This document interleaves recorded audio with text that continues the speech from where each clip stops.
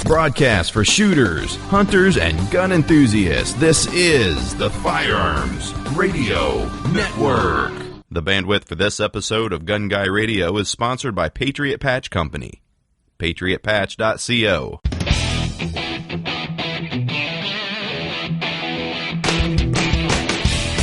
Welcome to episode 231 of Gun Guy Radio. This is a podcast that shines a positive light on the firearms lifestyle. I'm your host, Jake Challand, with co-host Zack Carlson. This is your weekly dose of positive firearms talk without the politics. Hey, Zack. Hey, Jake. What's going on? Not a lot. So what's up in guns this week? I heard you're playing with some machine guns? Yeah, I'm really planning. 2019 was the year of the suppressor for me.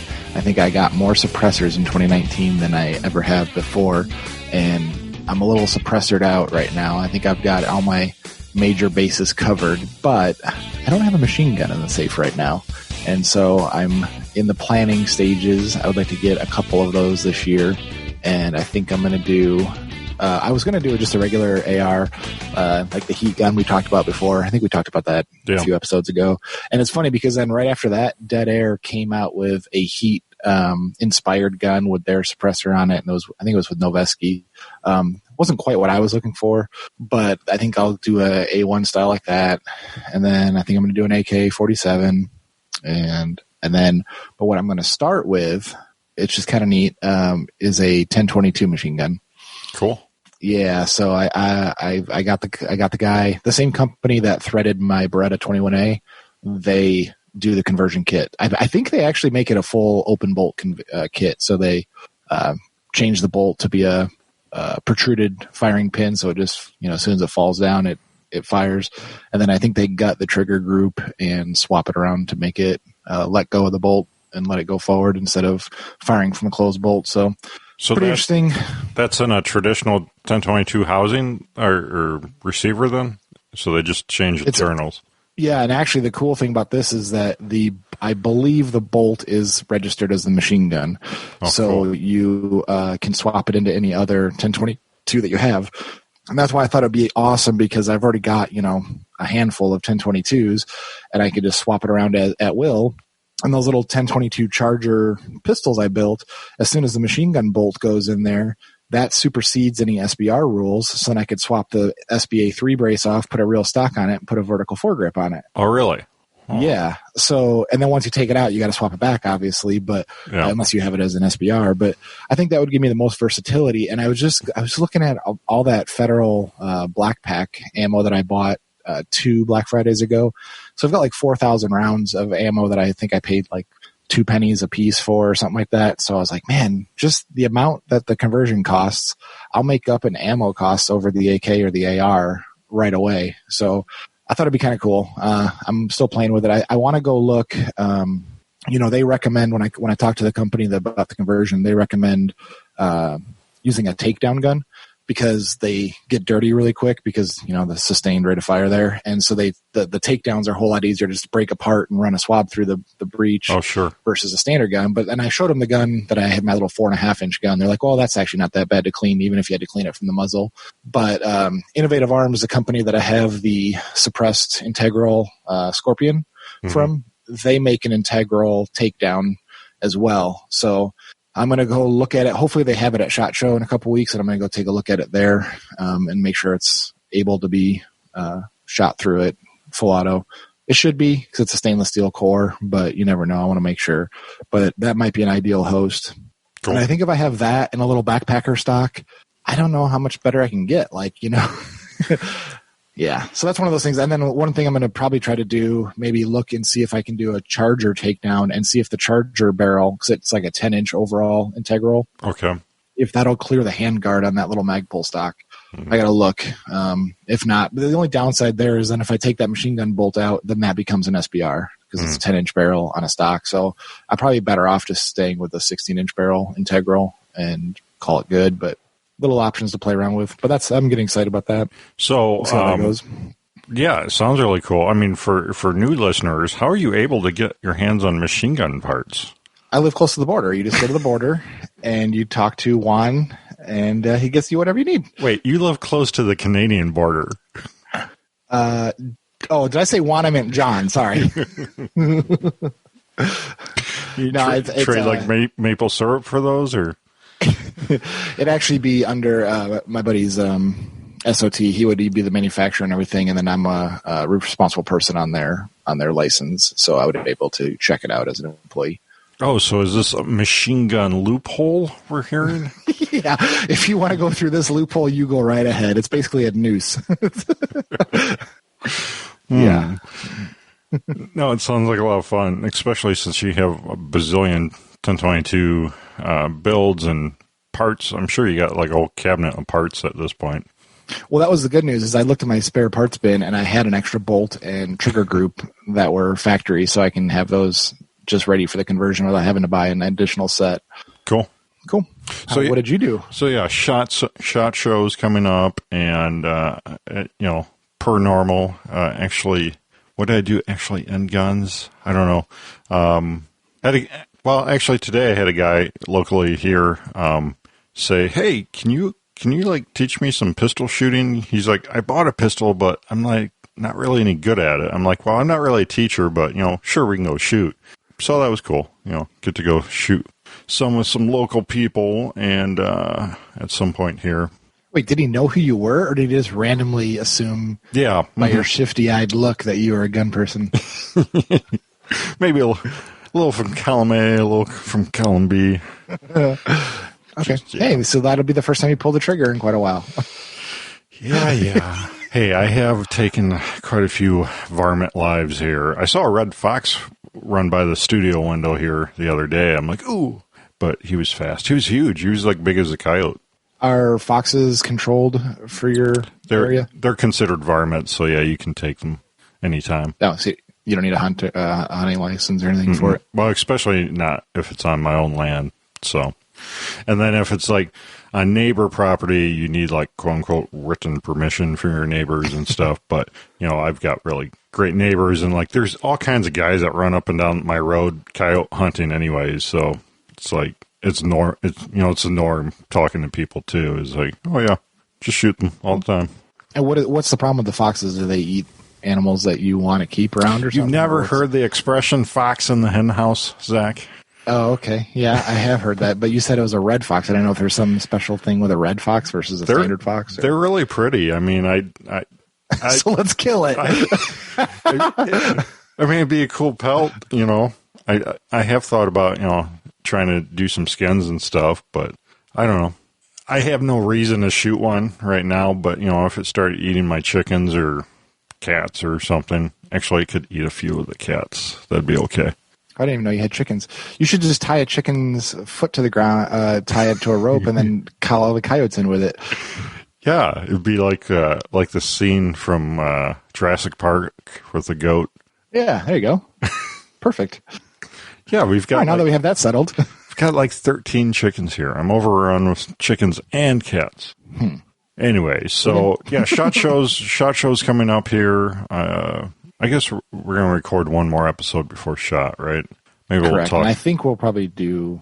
In that episode, I'll talk about what I'm excited about from shot or what I'm hoping to see. Okay, cool.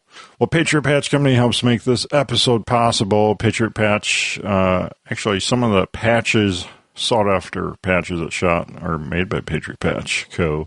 But you can check out the Patch of the Month Club if you want some exclusive patches that you don't have to go to SHOT Show for. Exclusive patch in your mailbox every month with a unique artwork card and sticker. PatriotPatch.co.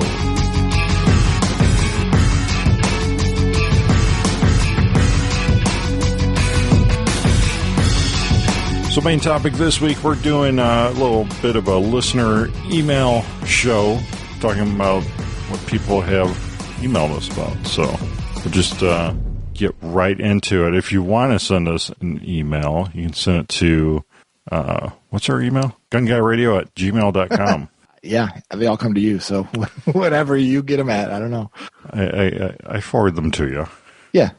And I usually forget because you send them to my email that I only check on my phone, so I look at it and then I forget to respond to it half the time. Oh, you gotta tell me what email to use then. Oh, any of them are fine. Probably my work one's the easiest one, though, because that's what I'm on all day, every day.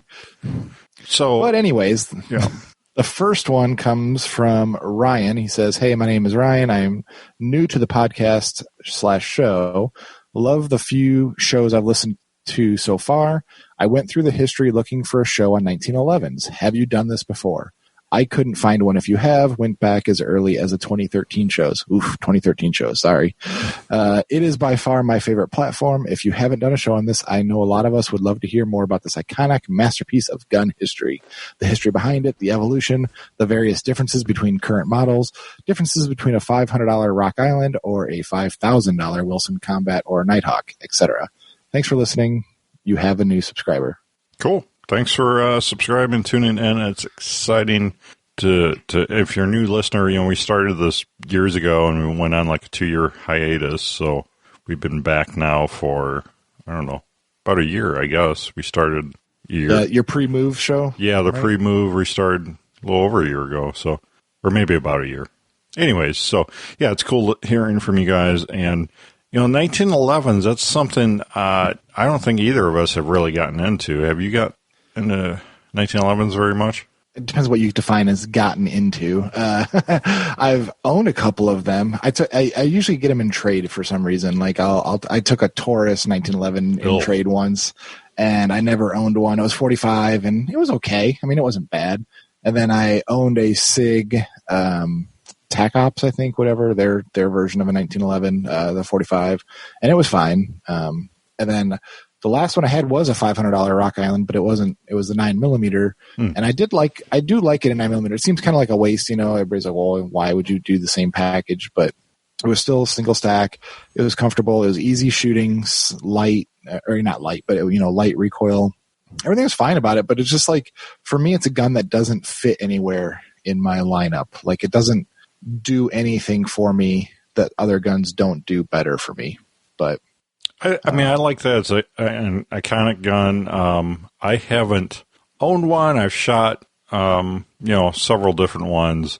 I thought you had a Remington one a long time ago during the review days. I had that on like a long-term loan from my FFL at the time. I was checking it out. It was his personal gun, and we did some reviews on it and stuff, and I think he actually had it for sale. I could have bought it from him, but I just wasn't in the market for a handgun at that time. I liked it. I mean, it was a good shooting gun.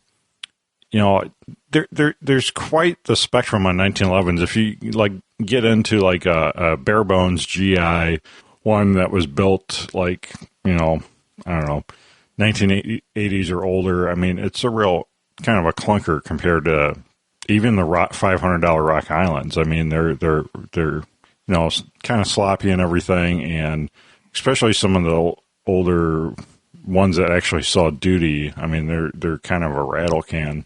I've had people show me a couple of theirs that in their family's collection that family member of theirs actually served with or brought back or something, and there's definitely not tight tolerances left there in some of those older guns. Yeah, I just like the ones that don't have the extended beaver tails on them. I don't care for. They hurt my hand. They kind of grab into my skin too much, and I don't know. They're fine. There's nothing wrong with them. I don't. I've shot Nighthawks and all that, and they're fun, but I can't justify it. Well, me, I mean, like there's people like my dad that's like, "Oh, 1911s, they're terrible. I've shot those before, and couldn't hit the broadside of a barn." And I've heard other people say similar things, and I think a lot of that comes from those older GI models that were, sights are everything on a pistol, and the sights are just terrible on any of the GI versions of the 1911. I think that really comes into play. They're just really small sights, and there's a lot of, spare space in the rear sight, side to side and stuff, and it's just not the greatest setup. But then you get into what Rock Island's doing right now. I mean, really, any of their 1911s are pretty great for their price points. I mean, I've shot their 10 millimeters and their 22 TCMs, and those are great guns. I mean, they're fun to shoot, and you won't find a lot of bad stuff about the Rock Island brand, the current models. That's a company that's really innovated over the years and continued to improve and improve. So, I mean, that may be, if you don't, Ryan, if you don't have a Rock Island, maybe that could be your next 1911. Check that out. That's more on the budget end. And then, Zach, what would you say? He says differences between a $500 Rock Island or $5,000 Wilson Combat. It's kind of one of those things like, what are you using it for? And that's the same thing with a Remington 700 off the shelf versus a full-on custom Remington 700 built on a special action and all that. It's just kind of what you need and what you want to do with it. They both work for a lot of people's uses, but what you need. It's funny you brought that comparison up because Wilson Combat, actually, I don't know if they still do, but one time they made their an 870 as well. It's just, they pretty much use the best of the best parts from their perspective and everything. And I mean, like hands-on perspective, if you shot one next to the other, you'd probably notice difference in the trigger, right? Oh, of course, and you'll feel the difference in the slide lockup and everything. You'll feel the difference, but is it worth the money to you? That's only you can answer that question. Mm-hmm. For me, no, I can't justify that. I think I'd be just annoyed with how much money I have sitting in one gun. Well, I've even interviewed Cabot Arms on this show in the past, and the sky's the limit on those 1911s or the universe. Some of them are made from an asteroid, right? Yeah, meteorites. Yep, meteorites. Exactly. Yeah, they're beautiful, but it's like, how many people that buy those are really shooting them a bunch? Yeah, Ryan, not a whole lot. Go back and look for the Cabot Arms interview. You'd probably dig that show. That was a few years ago, and those are pretty great guys. You'd think they'd be all snooty and stuff with. That kind of a price point, 1911. But if you ever see them at the NRA show or SHOT Show, that's a cool booth to check out to see. They usually do some pretty cool versions just for the shows and stuff. Yeah, but they're snooty price points. But aren't they Texans first? Are they Texans? Aren't they? Just thinking they're out of PA or somewhere. They're an aerospace company. I'm trying to think where they're based out of. I should know this. Yeah, you interviewed them, right? Right. Anyways, thanks for writing. Oh, yep. They are in Cabot, PA. You're right. I'm wrong. Okay, scratch that. We'll move on to the next one. Oh, is the name of the town Cabot? Yeah. Yeah. Anyways, moving on. So Mark writes in. He says, "Hey, gun guys, a retired guy that I work with part time was going to go to a shop and sell his 1921 Colt pistol positive that his dad carried as a police officer for 6 years in the 1940s. Wow, that was a long time ago. That was what, 80 years ago or something? 90? Yeah. 80. My math's not so good. It's 80 years ago in the 40s. 40 was 80 years ago. He says, I didn't want him to sell this gun, and I don't understand why a gun person would. I looked up the gun, and it was worth between $250 and maybe $1,000, depending on the condition. This one didn't have a lot of use, but it had been in a holster since the 40s and was only removed once in a while for cleaning. I didn't want to see this gun get consigned for $300, so I gave him $400 for the gun and holster. Later in my locker, I found a letter that he gave me about the ownership and a shoulder holster that his dad had handmade. Wow. That's pretty cool. And a box of 38 special ammo and leather ammo thing with some crusty 38 special ammo. The trigger on the gun was horrible, but the gun was dry and crusty, so I took it apart and cleaned it and lubricated the parts and put it back together, and the thing shoots sweet now. After this one, I pulled the trigger on the gun that I've always wanted, a Colt Detective Special. I paid too much, but I've always wanted one, and this one is really clean. Second series from 1966, so I guess this is another gun. Also, previous owner sent me a letter that he had received from Colt about the history and when it was made and who it was originally shipped to. Says, thank you for all the shows. I really enjoy them. Cool. Thanks, Mark. That's pretty, you can't judge people's circumstances, I guess, why they would sell it. But yeah, that's when you come in and swoop in and buy it up and have the history. And I don't know if this is like antiques where, the other stuff that goes with it increases the value enough to make it worth it or not. But it's a cool story. I mean, that $400 just got him a lifelong story that he can tell people that he swooped in and got it, and it was carried in the 40s, and it could have done this and that in its lifetime. I think that's probably worth $400. Absolutely. Yeah. Did Barney Fife carry it? That'd be about the right time, right? Well, he said he got more than one bullet, so probably not. Yeah. Yeah, I mean, I think having any kind of paperwork or origin story for those older guns adds somewhat to the value. So, but yeah, cool story. Thanks for sharing, Mark. So, Zach, you want to take the next one? Yeah, next one's from John. He says, "Hello, I'm new to guns. I shot a BB gun as a kid and occasionally shot rifles with my grandfather 30 years ago. I'm trying to get my son involved as he is 9 and really likes shooting targets in the backyard with his BB gun. I have really enjoyed the show, but over the summer I plan on buying a .22 rifle for me and to give my son after he is more comfortable shooting and knows how to be safe with it. I am personally very turned off by not being able to go 30 seconds into most podcasts without Second Amendment or NRA coming up. Can I expect to be able to go to a gun shop and not get bombarded with politics coming up over and over? I am a supporter of the right for most people to own a gun, but I definitely have some issues with the NRA and gun culture that I have experienced. Where other than your show should I go for more quality information? Thanks. Love the show." Well, that's a loaded grenade right there. I'll just give that one to you. Well, I mean, this kind of brings me back to why we made this show politics free in the beginning to, not have barriers to new people getting into the, coming into the community, deciding to become a gun owner. It's baby steps. I mean, and a lot of the rhetoric out there, a lot of it turns me off. I don't want to listen to it either. So I kind of totally get where he's coming from. He just wants plain and simple, to learn about guns and, everything that goes with guns except for the politics. And that's, I don't know, kind of what we do here. I told him to check out the Firearms blog. There are no politics as well. And that they're really a pretty quality source for most of the info they put up there, and shot him over a couple other suggestions too, I think. But where he's saying, can I expect to be able to go to a gun shop and not get bombarded with politics?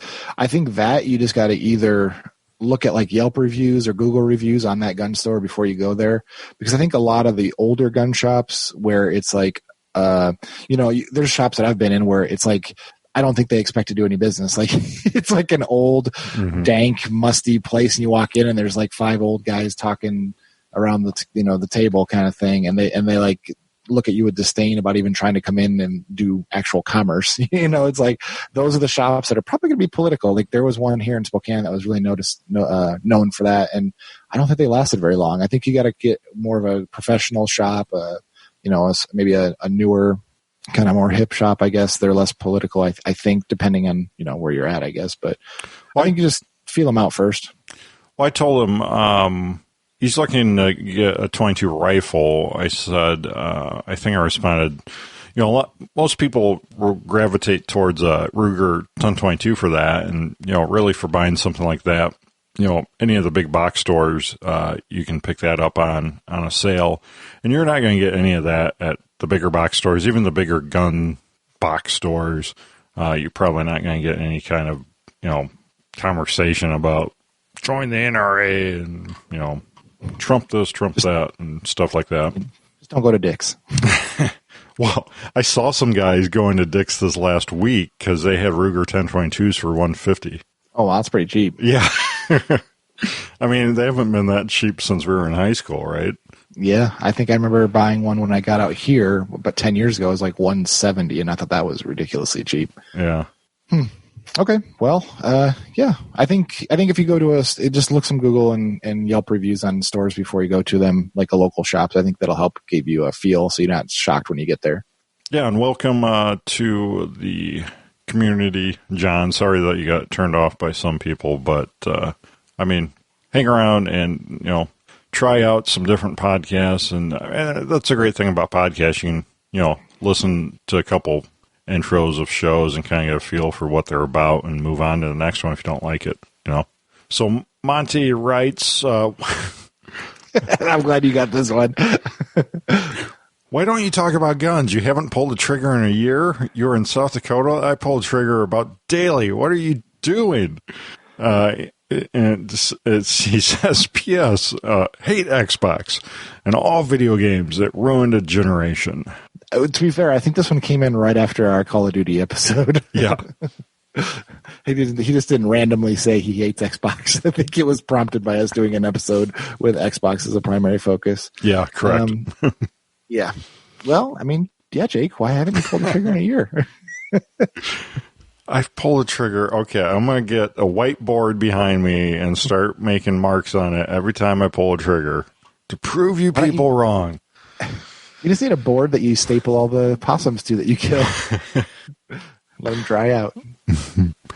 So is there anything else would you like to address to Monty on that one? No, I just thought it was funny. And if he's still listening, yeah, sorry.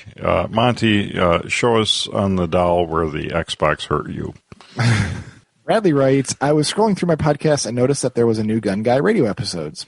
It was so nice to hear your voice again. You must be new. Yours was the first gun-related podcast I ever listened to. Well, the only one worth listening to anyway. And I remember being binge listening to all the previous episodes. I think I found you about 20 episodes in. I remember the Top Shot recap discussion episodes. Man, I missed that show.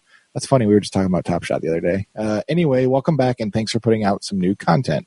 Thanks. Take care, Bradley. Do you remember we used to binge the Gun Dudes? Yeah. Before we ever were podcasters, when we worked our day jobs we kind of hated, yeah, we'd listen to the Gun Dudes all the time. Yeah, and we feel how about them as some people feel about us. But yeah, cool. Thanks for writing in, Bradley. Thanks for listening. And yeah, I started watching some of the Top Shot season 1 with the kids. They were like, "What is this show?" You know, because I mean that came out before most of them were born. Maybe all of them. I think so. Yeah. Because it was still when I was in Illinois, right? So. Yep. Yeah.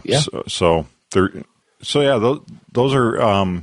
I found there's season 1 on Netflix or Amazon, but then all the seasons I saw somewhere else. But that would be that's a pretty good show to watch with like new people or to try to get people into the gun stuff because it's still a pretty entertaining show, even going back and watching them. Are there any? They're not HD though, are they? Yeah. Oh yeah. Mm-hmm. Are they? Okay, good. Because, man, I was thinking they're old enough where they weren't done in HD. I don't think I could do that anymore. Once you get used to stuff, it's really hard to go back. Well, I know I've been going through the Stargate SG-1 with the kids, and we're just now, and I think we're in season 8 where they're finally in HD. We've been in SD this whole time, and it's been driving me crazy. Yeah, the bigger the TV, the worse that looks, too. All right, who wrote that? I wrote that one. Okay, you're next. Okay. So Chauncey writes, sorry if I butcher your name, Chauncey. He says, hi, Jake. I hope this note finds you and your family in good health and spirits. It has been a long time since I've communicated with you. And I should say that Chauncey is a long time listener, I think since the beginning. And I always enjoy his notes, writing it. And I think he actually wrote this last year when we just started up again. And he says, however, yesterday I inadvertently played an old podcast of you and Ryan Machad on backyard planking. I do miss both of you. And for a while, Ryan was doing, I think we were doing like every other episode of Gun Guy Radio. We were switching off or something like that for a while. And then we did some together. And Ryan still does Handgun Radio. If you guys are interested, check out Handgun Radio on the Firearms Radio Network. He says, either my podcast app is not functioning well or Ryan's podcast is on hold. I have not heard his podcast for a while.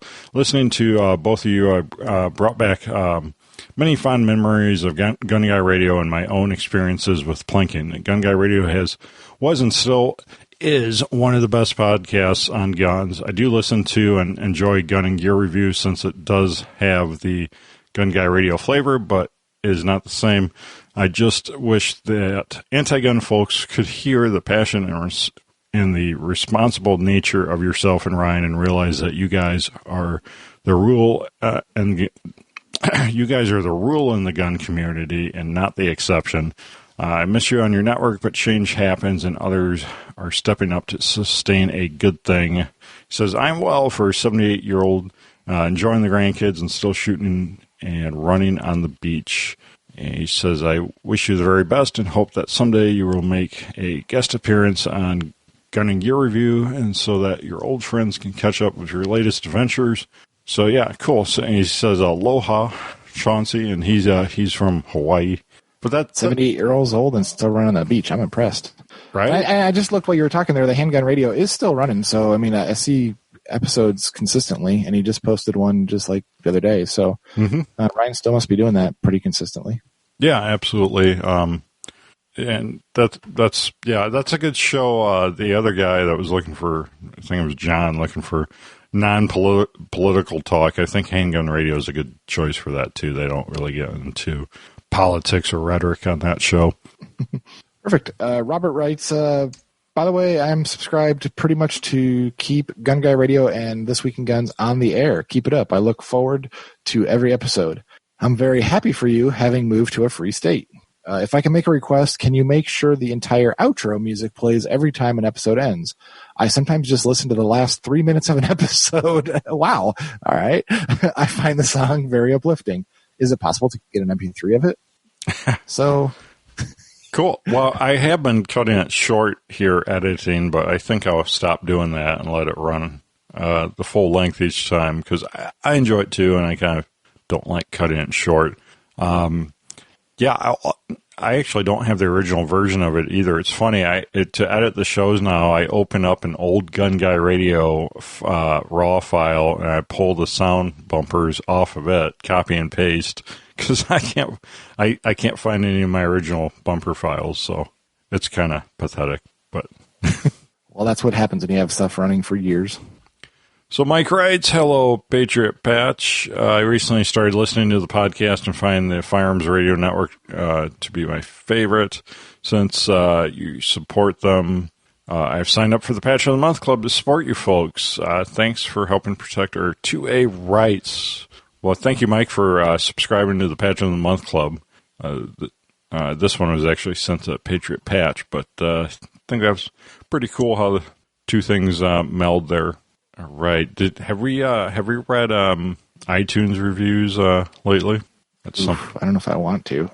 Sure. There's one from Buradori J. It says they're back after a small, actually kind of long hiatus. They're back. This is one of the first firearms-related podcasts I stumbled upon back in 2012, 2013, and I really liked the one that I enjoyed. And really the only one I enjoyed until the Firearms Radio Network expanded their lineup. It's so comfortable, conversational, just a couple of guys shooting the shoot about life and their interests.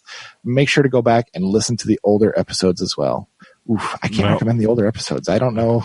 I don't know what we were thinking back then. That is not doctor recommended. Do not go back in the archives. We might have some Me Too moments back in the old episodes. All right, I'm going to read one more iTunes review here by some made-up, looks like you put your password in for your username. Says, love the show. It's refreshing to listen to the show where two guys just talk about guns and relate to the most gun owners' daily reality. I especially like the latest episode where they were discussing AR builds. I sure miss the AR-15 podcast. AR-15 podcast is gone? I think they're on a hiatus right now. They caught whatever we caught 2 years ago. I hope they get well. Oh, yeah. August 5th, 2019 was the last one. So anyways, that was fun sharing feedback here.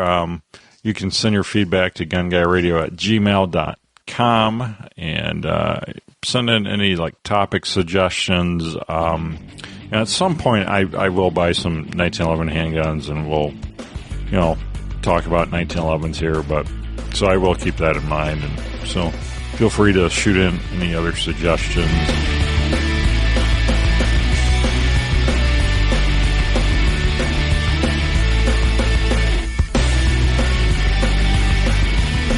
Patriot Patch Company helps make this episode possible. If you like Gun Guy Radio and other shows on the Firearms Radio Network, consider subscribing to the Patch of the Month Club.